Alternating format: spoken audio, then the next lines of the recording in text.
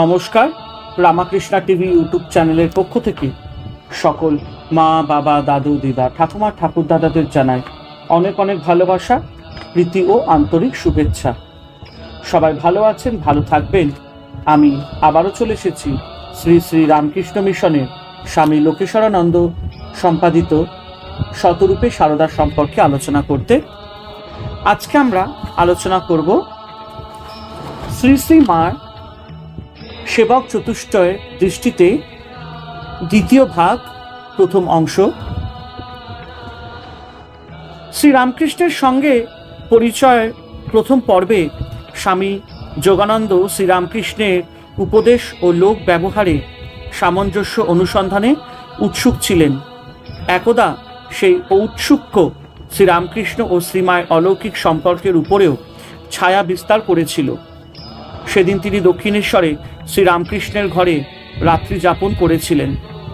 রাত্রিতে এক সময় তিনি দেখেন শ্রীরামকৃষ্ণের শয্যা শূন্য, ঘরের দরজা খোলা, স্নিগ্ধ জ্যোৎস্নায় চারিদিক আলোকিত। ঘরের বাইরে বেরিয়ে এসে স্বামী যোগানন্দ কোথাও ঠাকুরকে দেখতে পেলেন না। এত রাত্রে তাহলে কি কোথায় গেলেন? স্বামী যোগানন্দের মনে এক দারুণ সন্দেহ উপস্থিত হলো। নিকটে নহবতের শ্রীমা থাকেন। স্বামী যোগানন্দ ভাবলেন, ঠাকুর কথায় যা বলেন কাজে কি তবে তার বিপরীত অনুষ্ঠান করে থাকেন? পরের ঘটনা স্বামী যোগানন্দের নিজের ভাষাতেই উল্লেখ করি। ওই চিন্তার উদয়মাত্র সন্দেহ, ভয় প্রভৃতি নানাভাবের যুগপৎ সমাবেশে এককালে অভিভূত হয়ে পড়লুম। পরে স্থির করলুম নিতান্ত কঠোর এবং রুচিবিরুদ্ধ হলেও যা সত্য তা জানতে হবে। অনন্তর নিকটবর্তী এক স্থানে দাঁড়িয়ে নহবতখানার দ্বারোদ্দেশ লক্ষ্য করতে থাকলুম। কিছুকাল ওরূপ করতে না করতে পঞ্চবটির দিক থেকে চটি জুতার চটচট শব্দ শুনতে পেলুম এবং অবিলম্বে ঠাকুর এসে সম্মুখে দাঁড়ালেন। আমাকে দেখে বললেন, কিরে, তুই এখানে দাঁড়িয়ে আছিস যে? তার উপরে মিথ্যা সন্দেহ করছি বলে লজ্জা ও ভয় জড়সড় হয়ে আধোবদনে দাঁড়িয়ে রইলুম। ওই কথার কোনো উত্তর দিতে পারলুম না। ঠাকুর আমার মুখ দেখেই সকল কথা বুঝতে পারলেন এবং অপরাধ গ্রহণ না করে আশ্বাস দিয়ে বললেন, বেশ বেশ, সাধুকে দিনে দেখবি, রাত্রে দেখবি, তবে বিশ্বাস করবি। শ্রীরামকৃষ্ণ সম্পর্কে তার সন্দেহের জবনিকা অপসারিত হলো চিরকালের মতো। আবার ওই একই সময় আর এক অলৌকিক চিত্র দর্শনের ফলে শ্রী মায়ের জীবন ও চরিত্রই মহিমা স্বরূপ স্বামী যোগানন্দের দৃষ্টির সম্মুখে সহসা উন্মোচিত হলো।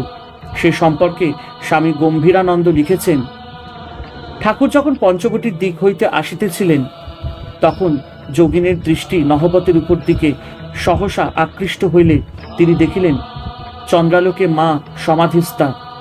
আর তাহার এই অনুভূতি হইল যে মা সাধারণ মানবী নহেন। সম্ভবত সেই দিন হইতেই যোগিন প্রকৃত মাতৃভক্ত হইয়াছিলেন এবং ভক্তির প্রেরণায় ঠাকুরের দেহত্যাগের পরে স্বীয় জীবন প্রধানত মাতৃসেবায় নিয়োগ করিয়াছিলেন। পরবর্তীকালে ঘনিষ্ঠজনের কাছে এই ঘটনার বিবরণ দিতে গিয়ে স্বামী যোগানন্দের কণ্ঠে আবেগরুদ্ধ হয়ে আসত। তিনি বলতেন, ঠাকুর এবং মায়ের সেই ছবি আমার স্মৃতিতে সবসময় জাগরুক আছে। সেদিন আমি বুঝেছিলাম যে তারা উভয় দৈব সত্তা নিয়ে জন্মগ্রহণ করেছেন। মানুষের প্রতি করুণার তাদের নরশরীর গ্রহণ। সেদিনের সেই অবিস্মরণীয় অভিজ্ঞতা এবং পরবর্তীকালে শ্রীমায়ের সান্নিধ্যে দীর্ঘকাল বাসের সুবাদে শ্রীমায়ের সম্পর্কে তার নিজস্ব ধারণা গড়ে উঠেছিল। তিনি বলতেন, শ্রীমায়ের উপদেশ এবং শিক্ষা সবই তার নিজের আধ্যাত্মিক অনুভূতি কেন্দ্র, কোনো ব্যক্তি বা গ্রন্থ নির্ভর নয়। বর্তমান যুগের জটিল বস্তুতান্ত্রিক পরিবেশের পরিপ্রেক্ষিতেও কিভাবে পবিত্র ও সংঘাতহীন সহজ জীবন যাপন করা সম্ভব, ঠাকুর এবং মা উভয় তা পৃথিবীকে দেখিয়ে গেলেন। প্রথম জীবনে অশুভ সন্দেহে বসে যে ভয়ানক অপরাধ তিনি করেছিলেন, তার জন্যে শুধু সে রাত্রিতেই নয়, জীবনে কোনোদিনই তিনি নিজেকে ক্ষমা করতে পারেননি।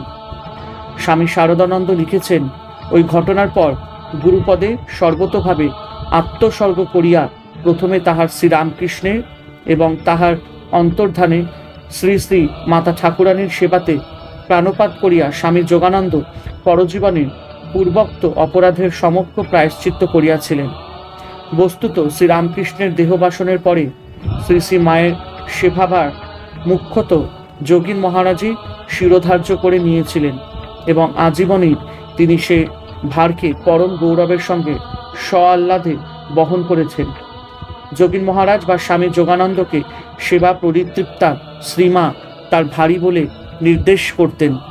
যোগীন কেবল শ্রীমায়ের সেবাধিকারই ধন্য হননি, পক্ষান্তরে শ্রী শ্রী মায়ের কাছে তিনি মন্ত্র দীক্ষা লাভেও কৃতকৃতার্থ ছিলেন। যোগিনই শ্রী শ্রী মায়ের নিকট মন্ত্র দীক্ষা প্রাপ্তদের মধ্যে সর্বপ্রথম। শ্রী শ্রী মা নিজ মুখেও পরবর্তীকালে বলেছিলেন, ছেলে যোগেন হতে আমার দীক্ষা দেওয়া আরম্ভ হয়।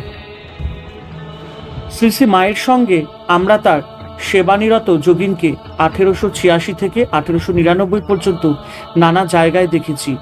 কলকাতার কাশীপুরে, বলরাম ভবনে, পুরীধামে, আটপুরে, কামারপুকুরে, জয়রামবাটিতে, কলকাতায় মাস্টারমশাইয়ের বাড়িতে, ঘুষুরির ভাড়া বাড়িতে, বেলুড়ের নীলাম্বর বাবুর বাগানে, বরাহনগরের সৌরিন ঠাকুরের বাড়িতে, কৌলোয়ারে, কাশীধামে, বৃন্দাবনে, কলকাতার বাগবাজারে গুদামওয়ালা বাড়িতে এবং বোসপাড়া লেনে ভাড়া বাড়িতে, জয়রামবাটি, কামারপুকুরে যোগিন দীর্ঘকাল না থাকতে পারলেও কলকাতায় ও বেলুড়ে তিনি মায়ের প্রধান সেবকের ভূমিকায় থাকতেন এবং মায়ের তীর্থযাত্রাতেও ছায়া সদৃশ্য অনুসরণকারী ছিলেন। শ্রীমা বলতেন, শরৎ আর যোগিন এই দুটি আমার অন্তরঙ্গ। এই অন্তরঙ্গতা কত গভীর ছিল তার কিঞ্চিত আভাস পাওয়া সম্ভব যদি আমরা মাকে ও তার যোগিনকেও কখনো অতীন্দ্রিয় আধ্যাত্মিক পটভূমিকায় অবলোকনের সুযোগ সন্ধানে প্রয়াসী হই। এক অলৌকিক চিত্রকে আমরা এই প্রসঙ্গে স্মরণ করেছি। শ্রীমা তখন বৃন্দাবনে কালাবাবুর কুঞ্জে রয়েছেন। মায়ের স্বভাব সিদ্ধ ধ্যান তন্ময়তা একদিন সকলকে বেশ ভাবিয়ে তুলেছিল। মায়ের ধ্যান সেদিন ক্রমে গভীর সমাধিতে পরিণত হওয়ায় বাহচেতনার কোনো লক্ষণই দেখা যাচ্ছিল না। এমনকি যোগীন মা স্বয়ং অনেকক্ষণ চেষ্টা করেও মায়ের সমাধি ভঙ্গ করতে বিফল হয়েছিলেন। অজ্ঞতা ছেলে যোগেন এসে মাতৃকর্ণে কোনো বিশেষ মন্ত্র শোনানো মাত্রই মা যেন কোনো দিব্যলোক থেকে নেমে এলেন।